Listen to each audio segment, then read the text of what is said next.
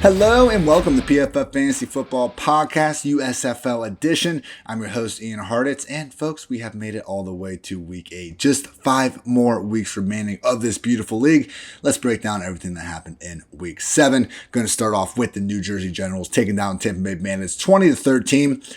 Not the most exciting game, but still plenty of good plays were made here. Generals hopped up quickly thanks to PFF's number 1 highest graded offensive player in the entire league, KaVontae Turpin. Took a ho-hum pass in the flat, made a man miss, scored from 15 yards out. We've been saying it for a while now. Not the same weight, but how could you expect the man to be? KaVontae Turpin is the USFL's version of Deebo Samuel. Later, it looked like the Generals might turn this one into a blowout. Darius Victor found his way into the end zone from just basically the 6-yard line. But hey, look, with Victor, again, just like we're trying to find all these random nicknames for these guys, relate them to the NFL, poor man's version of whatever. Darius Victor is the USFL's version of the muscle hamster, most formally known as Doug Martin. Shout out. So Generals took that quick lead, and even though the Bandits did find a way to get on the scoreboard with a 20-yard strike from Jordan Ta'amu to John Franklin, just wasn't enough. Ta'amu was ultimately intercepted 3 times in this one. Each one was either thrown late or just completely inaccurate. So they did move the ball down the field at the end of the game and have a last chance at the end zone to just tie it, hopefully, maybe even go for 2 and win the whole damn thing. Why not? But really wasn't a good game for Jordan Ta'amu, and it came on the back of his best game of the season and honestly his best stretch as well. So disappointing there, but hey, a win is a win is a win. Your New Jersey Generals are now 6-1.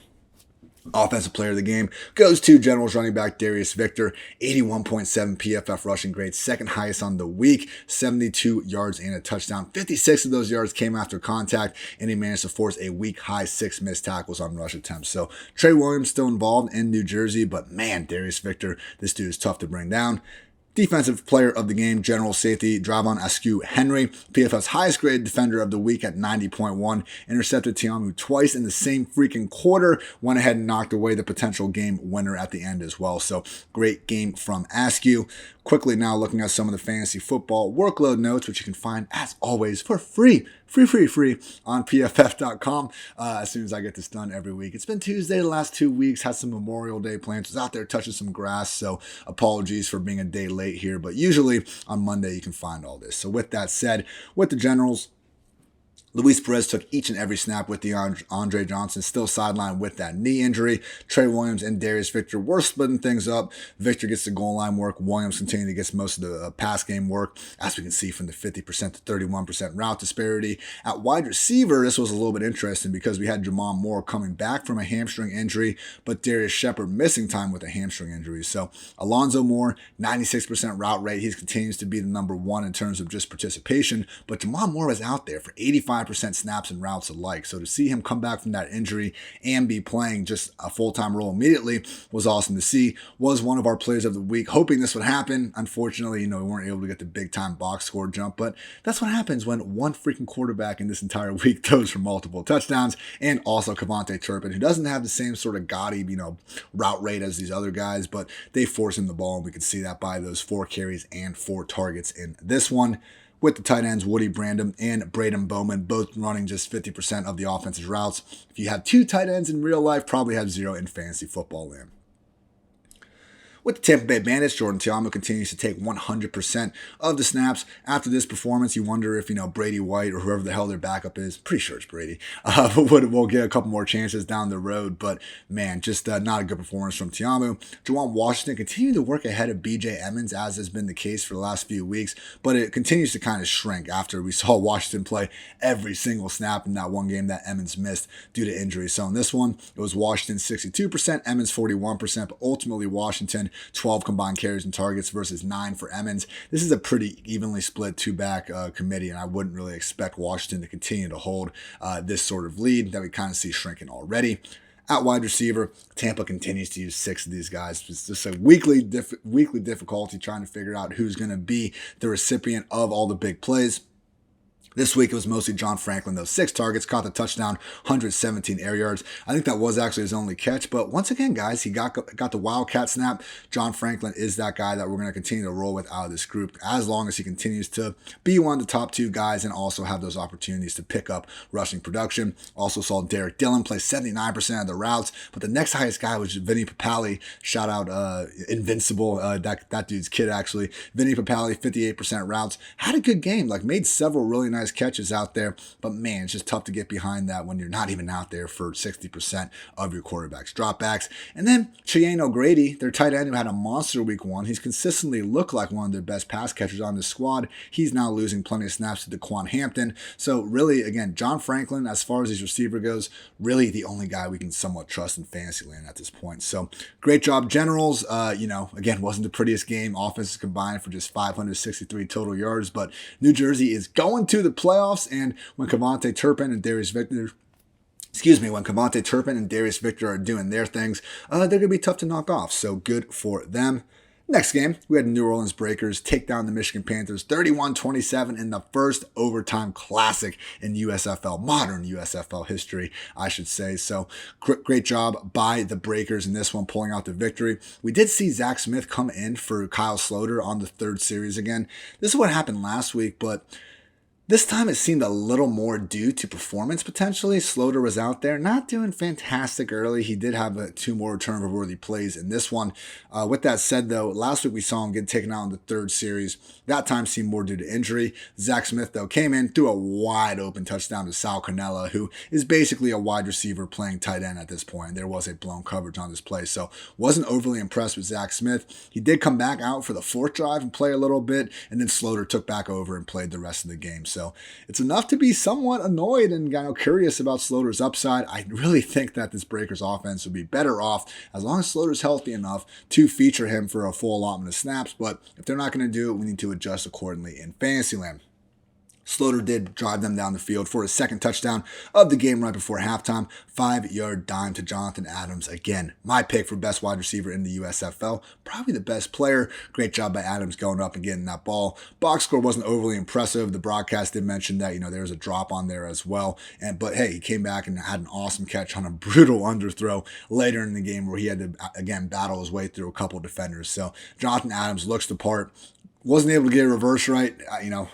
If you always want to put your inside elbow up to get that ball and just let the quarterback put it into your stomach. He unfortunately tried to grab it, but he's a wide receiver. Maybe just toss him the damn ball next time. Next touchdown came from the Panthers here. A lot of field goals in this one, but basically this performance from Josh Love, it was so much better than what was shown on the box score. I mean, Josh Love, who was playing on the Maulers earlier in the year and impressed, but he got cut because Kirby Wilson doesn't seem to know what the hell he's doing.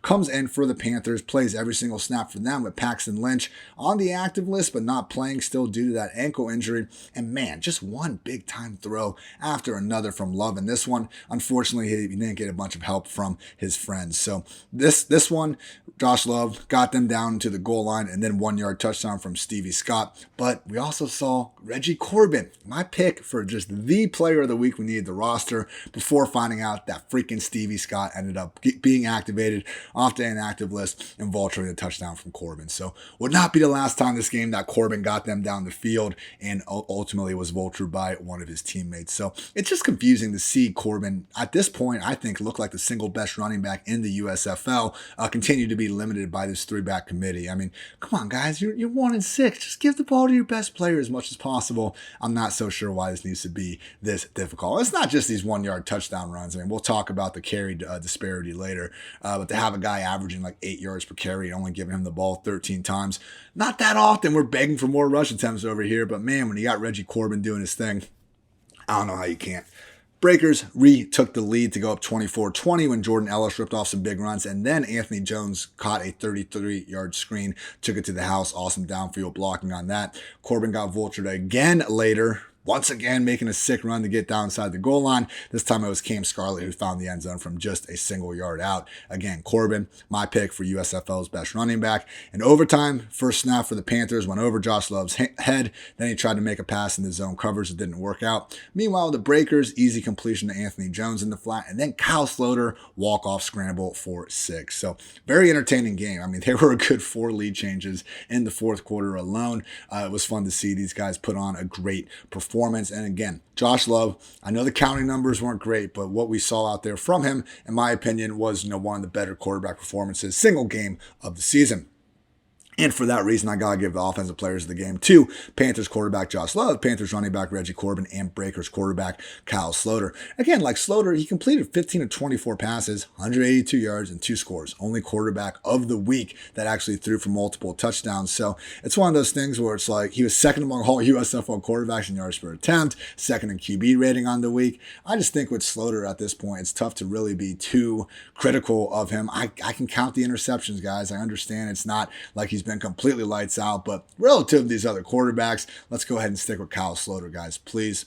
Mentioned the Josh Love game and just the things he was able to do there. Don't let those counting numbers mislead you. Made a lot of great throws. I mean, should have easily had 2, if not 3 other touchdowns on plays that I wouldn't say were egregious drops, but on one of them, Devin Ross, went out with one hand when he probably could have gone 2, ball bounced off his hands, and then he had another great throw into the end zone that I believe ended up being called for defensive pass interference, but his wide receiver had a chance of catching it anyway, just wasn't able to do so.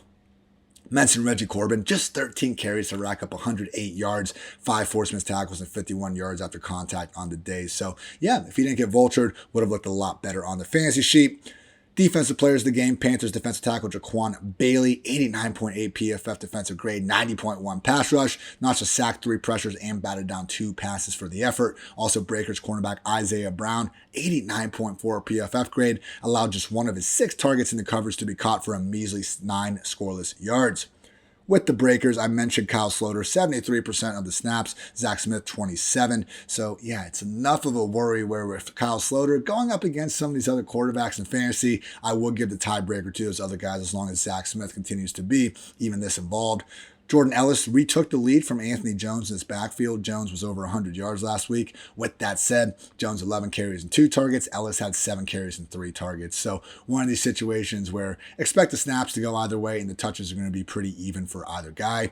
Sean Poindexter returned from injury, that hand injury that kept him out last week and got back to an elite 97% route rate. Jonathan Adams again above 90%. Johnny Dixon at 85%. As predicted, the odd man out was Tywan Taylor, just 27% of the routes. He also fumbled one of his early catches but was ruled down and then fumbled a kick return. So maybe that's why it was as big of a difference as it was. Because we'd seen Jonathan Adams and Johnny Dixon usually just be the top 2 guys no matter what. To see Poindexter separate from Taylor this much was a little bit surprising. But hey, when you got Sal Cannella working out there, USFL version of Kyle Pitts' version is Bug Howard. We'll give Sal Cannella if we give Bug Howard the Mike Gesicki tag, we can give Sal Cannella the Kyle Pitts tag. So let's go ahead and go with that. 85% route rate, 5 targets, 42 air yards. He looks good out there as well. So Sal Cannella is one of those tight ends that I think we can flex and with confidence because he basically, another coaching staff could very well call him a wide receiver. With the Michigan Panthers, again, Josh Love, 100% of the snaps with Paxton Lynch still sidelined and Shea Patterson still cut. Hey, if any of you USFL employees listening to this, maybe take Shea Patterson off of your extended highlights at the end of it. Like you watch a USFL video on their YouTube page and then Shea Patterson comes in at the end telling you, thanks for watching, this and that. I know he was your guys' number 1 overall pick. Right now, he's not even active on a roster. So yeah, would change that. Anyway, this is the backfield discrepancy I was talking about. Reggie Corbin, 42% snaps. Stevie Scott, 36%. Cam Scarlett, 22%. Like this is like 2019 Rojo, Peyton Barber, Dario Gubawale levels of just sickness right here, especially when one of them is playing as well as Reggie Corbin. So Corbin 13 carries, Stevie Scott 11, Cam Scarlett 6. You would like to think that Corbin's going to pull away, but he's been the best running back on this team for months at this point. I don't know what the hell they're waiting for. It's going to be tough to put Corbin on the same level as someone like Bo Scarborough when he's going to have to be picking up those yards, on half the amount of opportunities. He did it this week, but it's tough to expect that to happen each and every time out. Pretty interesting at wide receiver. Lance Lenore continues to be the number one, 83% routes, 75 air yards, 7 targets. But we actually saw Joe Walker overtake Devin Ross as the number 2. Mentioned before, Ross had that one-hander he wasn't quite able to reel in. Maybe that had something to do with Walker taking the leap. Even then, though, Walker just 68% route rate compared to Lenore, who is at 83%. So if you are going to target a pass catcher in this offense, it should continue to be Lance Lenore. And finally, at tight end, not 1, not 2, not 3, but 4 different tight ends played at least 23% of the offensive snaps. Marcus Ball had 5 targets. LaMichael Petway had 6. But when you have 4 tight ends involved, guys, we can't get behind any of them in fantasy land. So yes, very entertaining game. Breakers are now 5-2 and should continue to be viewed as a top 3 team in the league. Let's get full-time rules for Kyle Sloter and Reggie Corbin moving forward, please. Birmingham Stallions took down the Pittsburgh Maulers 26-16. Maulers for the first touchdown of the game, marched 71 yards in 10 plays. 9 of those plays were just carries to Madre London, who ultimately capped things off with a 4-yard score, taking the early lead. Birmingham managed to retake the lead, not really with their offense. I mean, Jamar Smith, on the first drive of the game, he threw a beautiful downfield bomb to Victor Bolden, who caught it over his head, like shoulder, like Willie May style, It was a freaking awesome catch, arguably even better throw. And he also did have a dime later dropped deep down the field that would have been good for 50 plus, if not a touchdown. So we had those 2 awesome throws from Jamar Smith, but other than that, it really was a rough performance at the office. Like, they got their first touchdown of the game when their fullback / tight end Bobby Holly took a fake punt right up the middle, scooted 52 yards all the way to the end zone. I mean, the punt returner was like the only one that even saw what was going on. Even the gunners were just still the guys blocking the gunners were just running back like it was going to be a punt. Anyway, Stallions took the lead.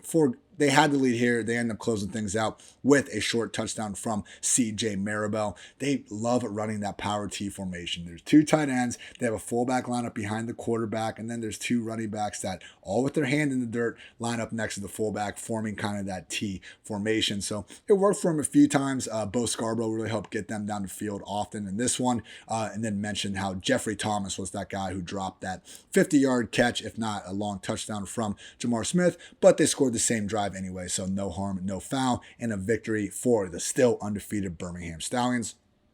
Got to give the offensive players of the game to the running backs. No one was overly efficient in this one through the passing game, so it was tough to go in too much of a different direction. Scarborough, 27 carries to get the 100 yards, but it was tough sledding for him. 86 of those 100 yards came after contact. Good on him for being able to reach that number despite it not being easy. And then for the Maulers, Madre London, 99 yards on the ground thanks to 18 rush attempts, but hey, 60 of them did come after contact, so great game from London.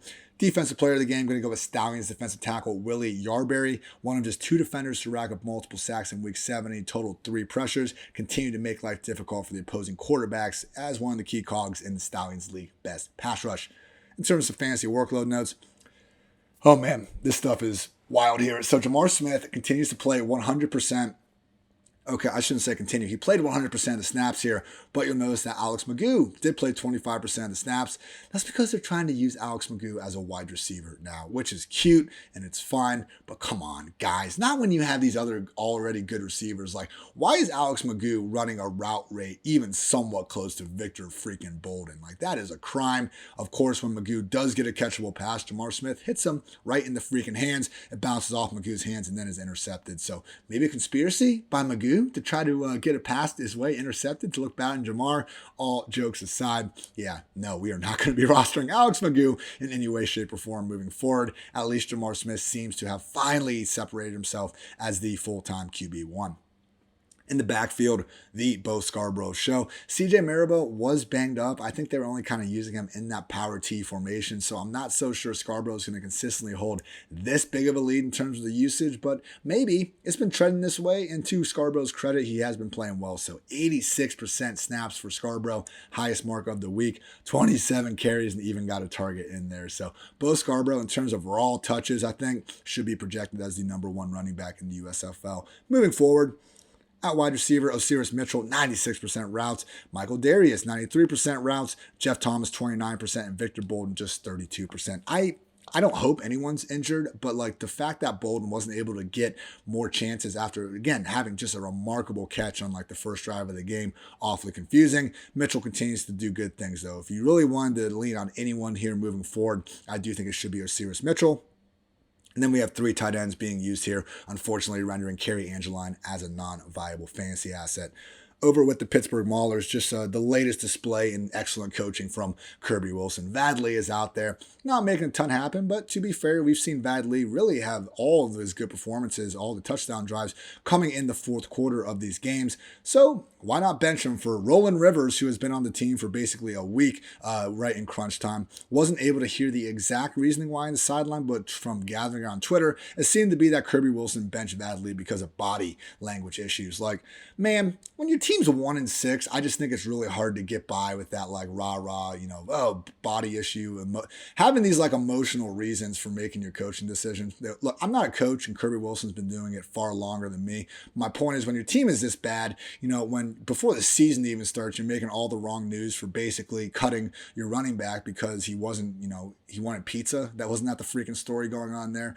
And then to see the quarterback rotation go this way, Kyle Luletta, Josh Love, Vadley, now Roland Rivers.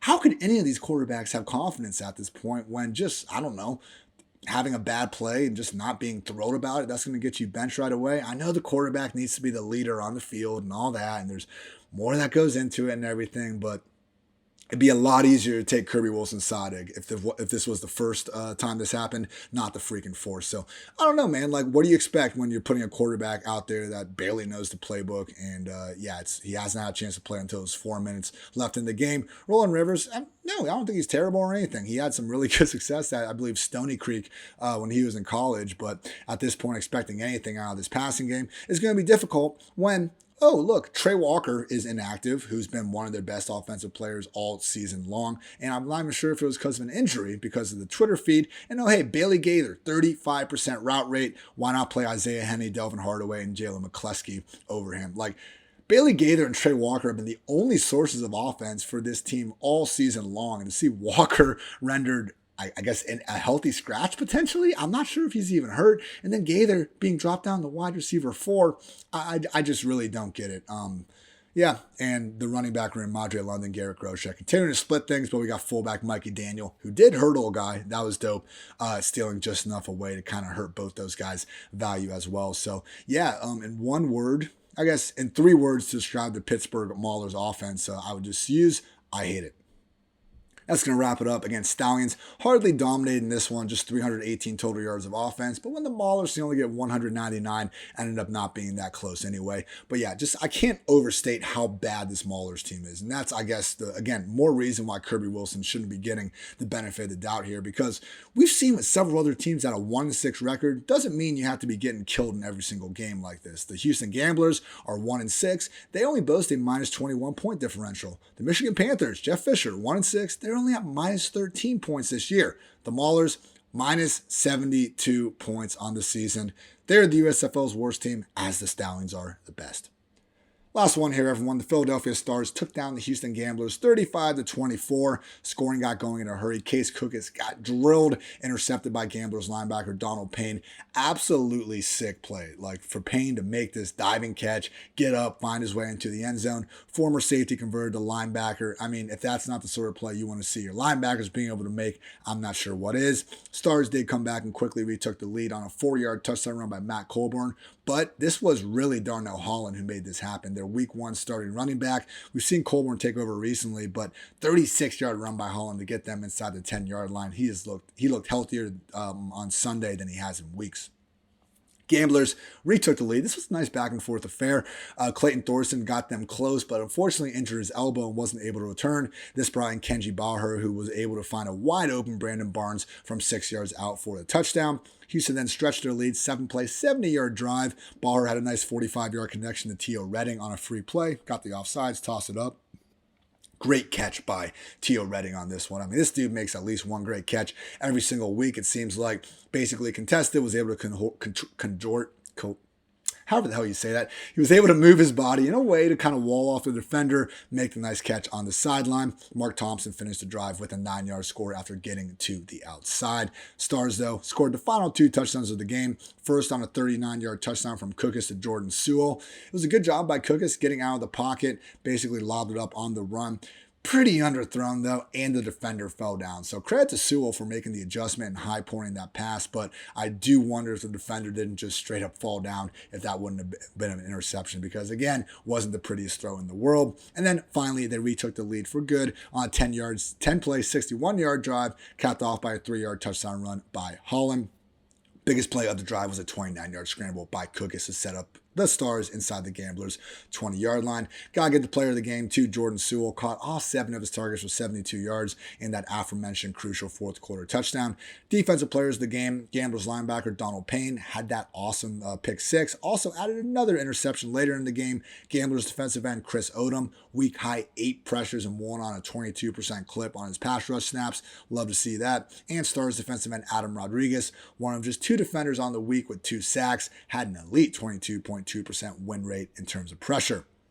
Looking at some of the fantasy football workload notes, Case Cook is continuing to take each and every snap for the Stars in the absence of Brian Scott. Expect that to continue. Matt Colburn, 76% snaps, 66% routes, 22 carries and 4 targets. Really continuing to work well ahead of Darnell Holland, 24% snaps, just 6 carries. Holland looks so good. I would think that they're going to move this tighter, but I don't know. Colburn's looking pretty good in his own right. They seem to like what they have here. Note that Paul Terry was a seemingly healthy scratch. So as long as Paul Terry doesn't get involved, you can go back to the well with more confidence to Colburn, especially as long as Holland continues to be the odd man out.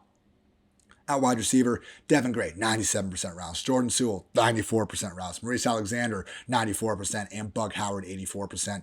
Those are your 4 main wide receivers for this squad. We got Chris Rowland doing some good things as well, but he's just not on the field enough to trust. So if you want to invest in this passing game, Gray, Sewell, Alexander, Bug Howard, those are your guys. We did see someone was out, I believe, and that kind of helped Alexander. But for now, he is in that 3 wide receiver set, as is Bug Howard, who, again, is the USFL's version of Mike Gesicki.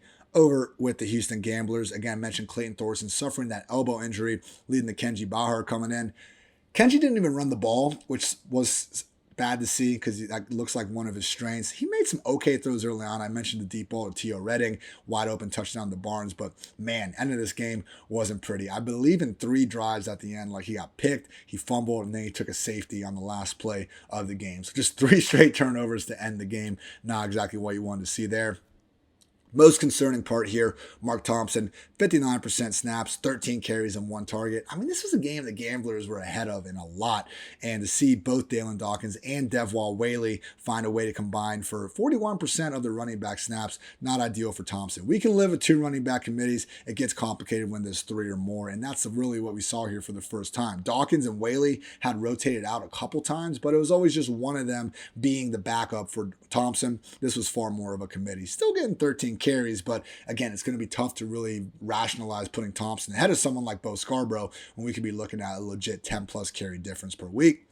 Isaiah Zuber, 94% routes. T.O. Redding, 81%. Anthony Ratliff Williams, 78%. After that, just a bunch of complimentary guys. So Zuber, well, hasn't been able to put together that big performance we've been hoping for recently. I would like to think that would have happened had Thorson not gotten hurt. But at this point, trusting this Houston Gamblers passing game might be a little bit wishful thinking. And that is going to wrap things up. So hopefully the Stars, number 2 seed in the USFL's rather weak North Division, can go ahead and get Brian Scott back for the stretch run. But Cookus has proven capable of putting up some big point totals and ultimately leading Philly to some wins, which is all you can ask from the man. So again, fun week 7. Hope you guys are enjoying this league as much as I am. And we got 3 more on the way. Then we're going to Canton, baby, for the playoff stretch. I'm going to do everything in my power to go watch those games live. So great day to be great. Thank you all for tuning in again to another edition of the PFF Fantasy Football Podcast. Until next time, take care, everybody.